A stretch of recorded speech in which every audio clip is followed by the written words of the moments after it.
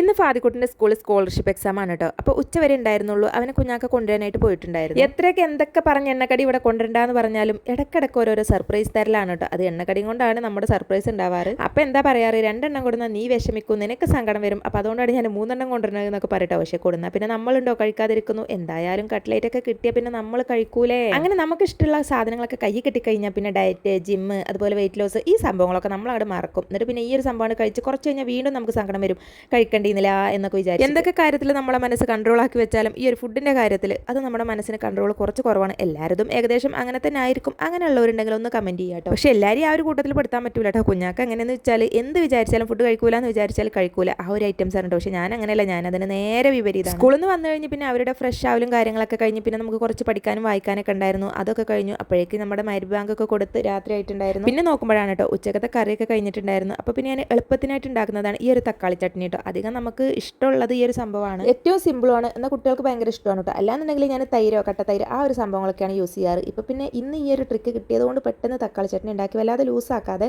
കുറച്ച് തിക്കായിട്ടാണ് കേട്ടോ ഉണ്ടാക്കിയിട്ടുള്ളത്. കുഞ്ഞാക്കാണെങ്കിൽ ആദ്യം തക്കാളി ചട്നി ഭയങ്കര ഇഷ്ടമായിരുന്നു കേട്ടോ. ഇപ്പം അങ്ങോട്ട് വലിയ താല്പര്യമില്ല, ഇതിനേക്കാളും തൈരാണ് ഇഷ്ടം. അപ്പോൾ പിന്നെ തൈര് കൊടുത്ത് അഡ്ജസ്റ്റ് ചെയ്യാമെന്ന് വിചാരിച്ചു. കുട്ടികൾക്കാണെങ്കിൽ എന്തെങ്കിലും ഒരു ലൂസ് കറി മതി കേട്ടോ, അരച്ച കറിയൊന്നും വലിയ ഇഷ്ടം. പിന്നെ ഇതിൻ്റെ കൂടെ കുറച്ച് കുഞ്ഞമത്തിയും കൂടെ പൊരിക്കാനുണ്ടായിരുന്നു കേട്ടോ. കുഞ്ഞമത്തി ഇപ്പോൾ കാണുന്നതേ എനിക്ക് പ്രാന്താണ്. അധികം 1.5 കിലോ ഒക്കെ ഉണ്ടോ വാങ്ങി വരാറ്. അപ്പോൾ പിന്നെ അത് നന്നാക്കിയിട്ടേ കഴിയില്ല, അതുകൊണ്ടാണ് കേട്ടോ വലിയ താല്പര്യമില്ലാത്തത്. അപ്പോൾ ലൈക്ക് ചെയ്യാനും സബ്സ്ക്രൈബ് ചെയ്യാനും മറക്കല്ലേ കേട്ടോ.